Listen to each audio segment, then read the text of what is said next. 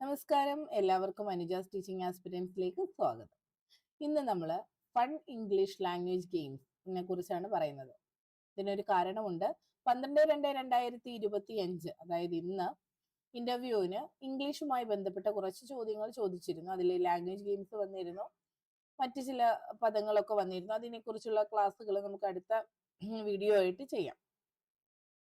അപ്പോൾ ഇംഗ്ലീഷ് ഭാഷ എടുത്തവരോട് ഇംഗ്ലീഷുമായി ബന്ധപ്പെട്ട് ഡീപ്പായിട്ട് ഗ്രാമറും അതുപോലെ തന്നെ ചില ടേമുകൾ ഒക്കെ ചോദിച്ചു കണ്ടു, ലിറ്ററേച്ചറുമായി ബന്ധപ്പെട്ട. ഇനി എന്ത് ചോദിച്ചാലും ഭയപ്പെടേണ്ട കാര്യമില്ല. ഓർമ്മയില്ലെങ്കിൽ അത് അതുപോലെ തന്നെ ഞാനിത് ഓർക്കുന്നില്ല എന്ന് തന്നെ പറയാനായിട്ട് ശ്രദ്ധിക്കുക. ഇനി ഇംഗ്ലീഷ് ഭാഷയുമായി ബന്ധപ്പെട്ട് നമ്മൾ എല്ലാവരും അറിഞ്ഞിരിക്കേണ്ട ഒന്നാണ് ലാംഗ്വേജ് ഗെയിംസ് എന്ന് പറയുന്നത്. LP UP തലത്തിൽ നിങ്ങൾക്ക് അറിയാമല്ലോ, സബ്ജക്ട് ഓറിയന്റഡ് ആയിട്ടല്ല നമ്മൾ ക്ലാസ്സുകൾ എടുക്കേണ്ടി വരിക. ഏത് സബ്ജക്ട് കിട്ടിയാലും നമ്മൾ എടുക്കേണ്ടി വരും. പ്രത്യേകിച്ച് നമ്മളൊക്കെ പുതുതായിട്ട് ചെല്ലുമ്പോൾ ഇംഗ്ലീഷ് നമുക്ക് ആയിട്ട് തന്നെ മാറ്റിവെക്കാനൊക്കെ ഉള്ള സാധ്യതയുണ്ട്. എല്ലാവരും അതിൽ കംഫർട്ട് അല്ലാത്തതുകൊണ്ട്. അതുകൊണ്ട് നമ്മൾ എല്ലാവരും കുറച്ച് ലാംഗ്വേജ് ഗെയിംസ് ഒക്കെ അറിഞ്ഞിരിക്കുന്നത് നല്ലതാണ്. നമ്മളോട് പെട്ടെന്ന് ചോദിച്ചാൽ അത് നമുക്ക് പറയാൻ കഴിയണം. അതിന് മുന്നോടിയായിട്ട് ഞാൻ ചോദിക്കട്ടെ, ലാംഗ്വേജ് ഗെയിംസ് എന്തിനാണ്? നേരിട്ട് ഭാഷ പഠിപ്പിച്ചാൽ പോരെ? ഇത് കേൾക്കുമ്പോൾ തന്നെ ഉത്തരം നിങ്ങളുടെ ഉള്ളിൽ വന്നു കഴിഞ്ഞു അല്ലെ? ലാംഗ്വേജ് ഗെയിംസ് എന്തിനാണ്? കുട്ടികൾക്ക് സന്തോഷം കൊടുക്കാനാണ്, അവരെ ഭാഷയുമായി അടുപ്പിക്കുവാൻ വേണ്ടിയിട്ടാണ്. അപ്പോൾ രണ്ടാം ഭാഷയായിട്ടൊക്കെ ഇംഗ്ലീഷ് പഠിക്കുമ്പോൾ അതിനോട് കുട്ടികൾക്ക് സ്വാഭാവികമായ ഒരു ഭയം ഉണ്ടാകും. തെറ്റുമോ എന്നുള്ള ഭയവും ഭാഷയോടുള്ള ഒരു അടുപ്പക്കുറവും ഒക്കെ ഉണ്ടാകാനുള്ള സാധ്യതയുണ്ട്. അപ്പൊ ഇത് ഒഴിവാക്കാൻ വേണ്ടിയിട്ടാണ് നമ്മൾ ലാംഗ്വേജ് ഗെയിംസ് സാധാരണ ഭാഷാ ക്ലാസ് മുറികളിൽ ഉപയോഗിക്കുക. മാത്രമല്ല, മൊണോട്ടണസ് ആയിട്ടുള്ള ഒരു ക്ലാസ് റൂം അന്തരീക്ഷത്തിലേക്ക് വഴുതി പോകാതിരിക്കാൻ ലാംഗ്വേജ് ഗെയിംസ് സഹായിക്കാറുണ്ട്. കുട്ടികളുടെ അറ്റൻഷൻ സ്പാൻ കുറവാണ് അല്ലെ? അപ്പൊ അതനുസരിച്ച് നമ്മൾ നമ്മളുടെ പ്രവർത്തനങ്ങളിൽ മാറ്റങ്ങൾ വരുത്തുകയും വേണം. അപ്പൊ കുട്ടികൾക്ക് കളിക്കാൻ ഇഷ്ടമാണ്. ഗെയിമുകളൊക്കെ കുട്ടികൾ വളരെ ആസ്വദിച്ച് ചെയ്യും.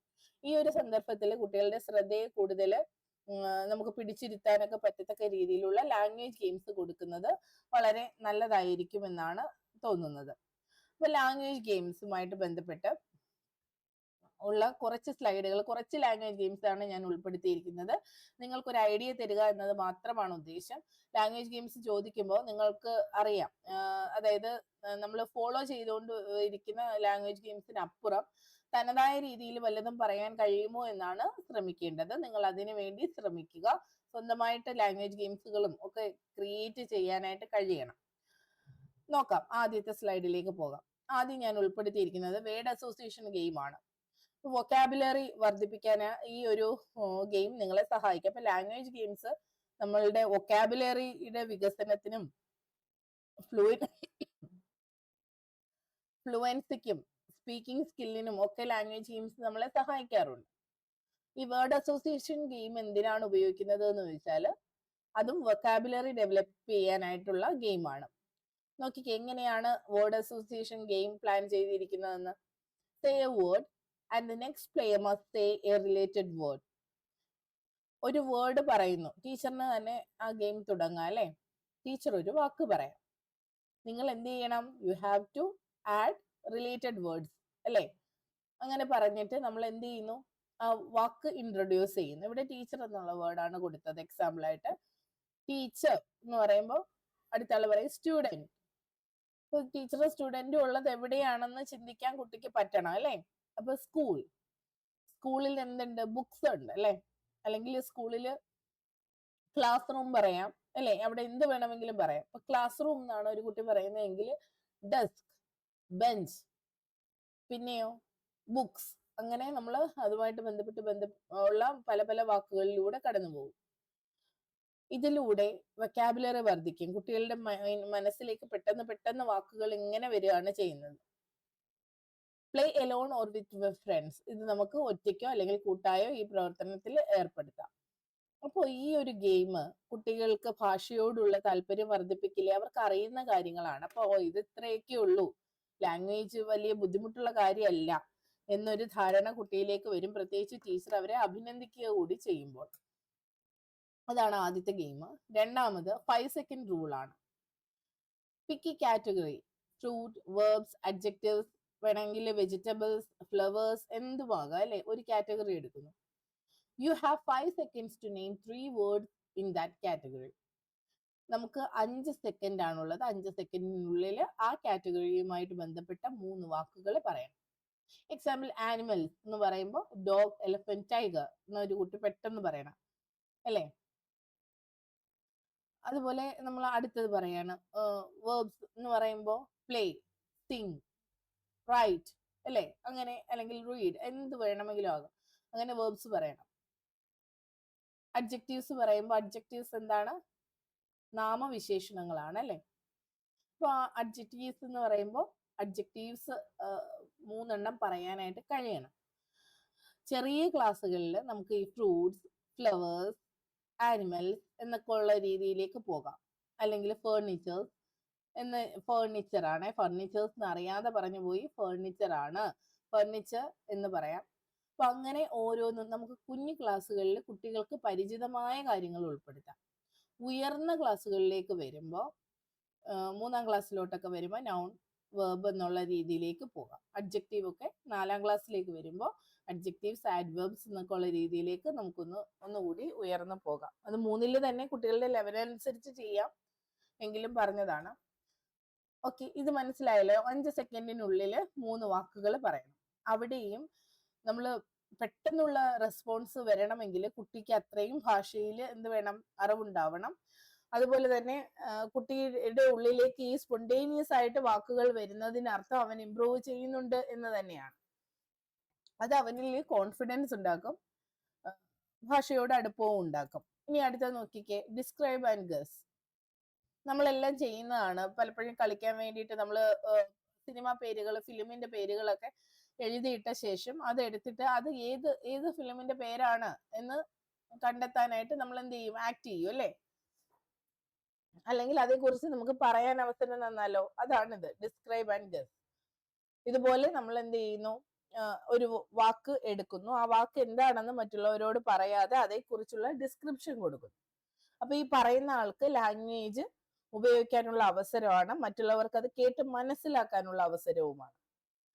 അപ്പൊ ഒരു എക്സാമ്പിൾ നോക്കിക്കോ. It's round, V eat it for breakfast and it is white inside എന്നൊക്കെ പറഞ്ഞിട്ട് തന്നിട്ടുണ്ട്. വേറെയും ചേർക്കാം കേട്ടോ. അപ്പൊ അങ്ങനെ പറയുമ്പോ എഗ്ഗിനെ കുറിച്ചാണ് പറഞ്ഞു വരുന്നത്. ഇതുപോലെ പലതും പറയാം അല്ലേ. എന്നാ ഞാനൊരു ക്വസ്റ്റ്യൻ ചോദിക്കട്ടെ. I am not a bird but I can fly. Who am I? I have tails, I have wings, but I am not a bird, who am I എന്നൊക്കെ പറഞ്ഞിട്ട് ചോദിക്കാം.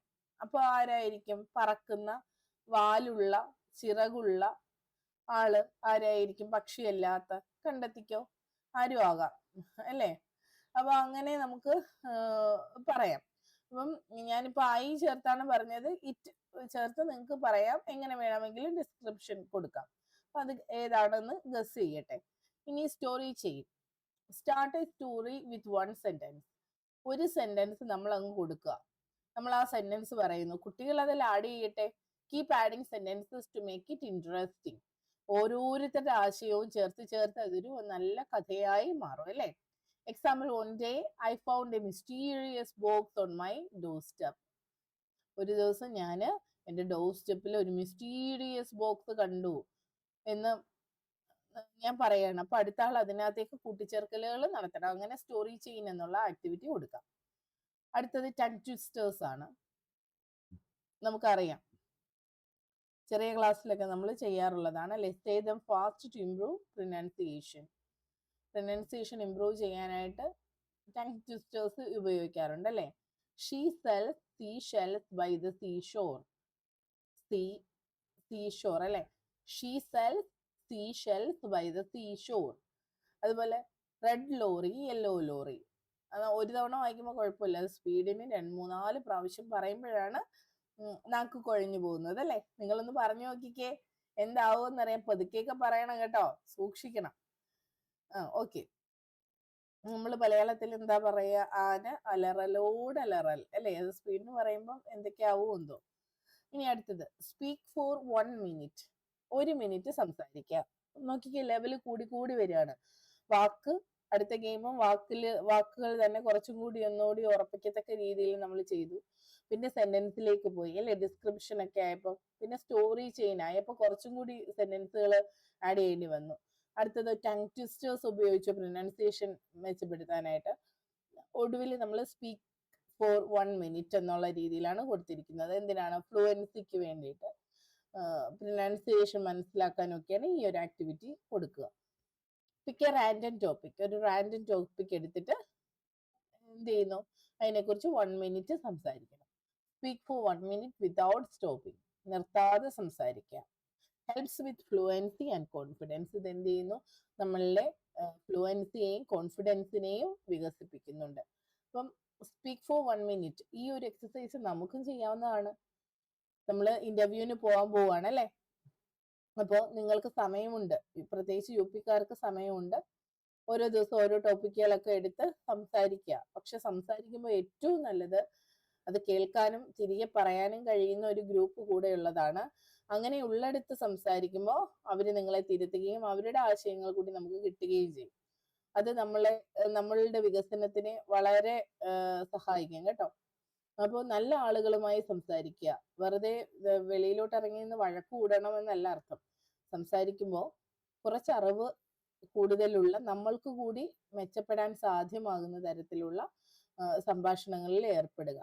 അറിവ് ആവശ്യമായ സംഭാഷണങ്ങൾ, നെഗറ്റീവ് സംസാരങ്ങളിൽ നിന്ന് ഒഴിഞ്ഞു നിൽക്കുകയും ചെയ്യുക. നമ്മൾ ഒരാളെ കുറിച്ച് അല്ലെങ്കിൽ എന്തിനേലും കുറിച്ച് നെഗറ്റീവ് പറയുമ്പോൾ അത് നമ്മളെയും കൂടി ബാധിക്കുന്നു എന്ന് കാണാൻ നമുക്ക് കഴിയും, നമുക്കത് മനസ്സിലാകും. ഒരു ആവശ്യവും ഇല്ലാതെ നെഗറ്റിവിറ്റിയിലേക്ക് ചെല്ലരുത്. അങ്ങനെ നെഗറ്റീവ്സ് നമ്മുടെ ഉള്ളിലേക്ക് വന്നു കഴിഞ്ഞാൽ എല്ലാം പിന്നെ നെഗറ്റീവ് ആയിരിക്കും. അപ്പൊ വേറൊരാളെ കുറിച്ച് പറയുന്ന കാര്യങ്ങളെ നെഗറ്റീവായിട്ടുള്ള കാര്യങ്ങളെ എന്ത് ചെയ്യരുത്, പൂർണ്ണമായി അങ്ങ് എടുത്ത് ഉള്ളിലേക്ക് വെക്കാതെ കേട്ടങ്ങ് കളയുക അല്ലേ. അപ്പൊ അങ്ങനെയൊക്കെ, അത് ഞാൻ നിങ്ങളോട് ടോപ്പിക്കുമായി ബന്ധമല്ലെങ്കിലും പറഞ്ഞു എന്ന് മാത്രം. അപ്പൊ എല്ലാ ദിവസവും ക്ലാസ് അവസാനിപ്പിക്കുമ്പോൾ എന്തെങ്കിലും ഒന്ന് നിങ്ങളോട് സംസാരിക്കണമല്ലോ. പെട്ടെന്ന് അങ്ങ് നിർത്തിയിട്ട് പോയാൽ എങ്ങനാ അല്ലേ? നിങ്ങൾ അതുകൂടി കേൾക്കാനല്ലേ ചിലരിവിടെ ഇരിക്കുന്നത്. അപ്പോ പറയുമ്പോൾ നല്ലത് മാത്രം പറയുക, നന്നായി സംസാരിക്കുക, ഉള്ളു തുറന്ന് സംസാരിക്കാൻ പറ്റുന്ന ഒരു ഗ്രൂപ്പിനെ ക്രിയേറ്റ് ചെയ്യുക. നിങ്ങളെ കേൾക്കാനും ആളുകളുണ്ട്, ഒന്ന് ചുറ്റും ഒന്ന് ഹൃദയം തുറന്നൊന്ന് നോക്കിയാൽ മതി.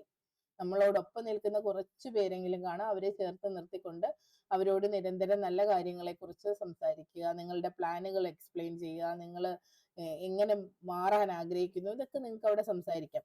ടോപ്പിക് എന്തും ആയിക്കൊള്ളട്ടെ, ഫ്ലുവൻ്റ് ആയി സംസാരിക്കാൻ പറ്റുക എന്നതാണ് നമ്മുടെ ലക്ഷ്യം. അപ്പോൾ അതിന് നിങ്ങൾ ചെയ്യേണ്ടത് 1 വായന, 2 മടി കൂടാതെ സംസാരിച്ചു തുടങ്ങുക. ഇനി സംസാരിക്കുമ്പോൾ എന്തൊക്കെ ശ്രദ്ധിക്കണം? സ്പീക്ക് ഫോർ 1 minute പറഞ്ഞു അല്ലേ, അതുപോലെ തന്നെ നമ്മൾ സംസാരിക്കുമ്പോൾ അതൊന്ന് ചുരുക്കി സംസാരിക്കാൻ ശ്രമിക്കണം അല്ലെ. എല്ലാ പോയിന്റുകളും ഉൾപ്പെടുത്തി എന്നാൽ ഒന്ന് ചുരുക്കത്തിൽ സംസാരിക്കാനായിട്ടാണ് ശ്രമിക്കേണ്ടത്. ഒരുപാട് ഇലാബറേറ്റ് ചെയ്ത് ഇങ്ങനെ പറഞ്ഞുകൊണ്ടിരുന്നാൽ നിങ്ങൾക്ക് ഇഷ്ടമാകില്ല. ഇപ്പൊ ക്ലാസ് ആണെങ്കിലും ദീർഘിപ്പിച്ചു പോയാലും നിങ്ങൾ മടുക്കും.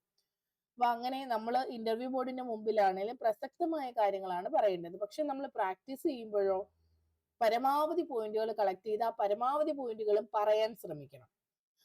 അതിൽ നിന്ന് പിന്നെയും നമ്മൾ സോർട്ട് ചെയ്താണ് വരുന്നത്. സോർട്ട് പറഞ്ഞപ്പോഴാണ് ഇന്ന് എൻ്റെ ഒരു സുഹൃത്തിനോട് ചോദിച്ച ചോദ്യമായിരുന്നു സോർട്ടിങ് കുറിച്ച് കേട്ടിട്ടുണ്ടോ, എന്താണ് എന്നൊക്കെ ചോദിച്ചു. അത് നമുക്ക് അടുത്ത വീഡിയോ ആയിട്ട് ചെയ്യാം കേട്ടോ. അതിനെക്കുറിച്ച് സംസാരിക്കേണ്ടതായിട്ടുണ്ട്. അപ്പോൾ അങ്ങനെ എല്ലാവർക്കും എന്താണ് കോൺഫിഡൻസോട് കൂടി മുന്നോട്ട് പോകാൻ നിങ്ങൾക്ക് കഴിയട്ടെ. ലാംഗ്വേജ് ഗെയിം എല്ലാവർക്കും മനസ്സിലായെന്ന് കരുതുന്നു. ഇത് മാത്രമല്ല, ഇത് വളരെ സിമ്പിൾ ആയിട്ടുള്ള കുറച്ച് ലാംഗ്വേജ് ഗെയിംസ് മാത്രമാണ് പരിചയപ്പെടുത്തിയത്. ലെവൽ കൂട്ടിയുള്ളതും മറ്റ് ലാംഗ്വേജ് ഗെയിംസും കണ്ടെത്തുക. ഒരു ടോപ്പിക്കായി മാത്രം ഇതിനെ ഉൾക്കൊള്ളുക. നിങ്ങൾക്ക് ടോപ്പിക്ക് കിട്ടിക്കഴിഞ്ഞാൽ അതേക്കുറിച്ച് ഏത് വീഡിയോ ആവട്ടെ, ഏത് ചാനൽ ആവട്ടെ, അതിൽ മാത്രം ഒതുങ്ങി നിൽക്കരുത്, കൂടുതൽ കണ്ടെത്തി വെക്കണം കേട്ടോ. അപ്പോൾ എല്ലാവർക്കും നന്നായി പെർഫോം ചെയ്യാൻ കഴിയട്ടെ. എല്ലാ ടോപ്പിക്കുകളെ കുറിച്ച് നല്ല ധാരണ ഉണ്ടാകട്ടെ എന്ന് ആശംസിച്ചുകൊണ്ട് ഈ ക്ലാസ് ഇവിടെ അവസാനിപ്പിക്കുന്നു. ഉടനെ തന്നെ അടുത്ത ടോപ്പിക്കുമായിട്ട് നമുക്ക് കാണാം. ഓക്കെ.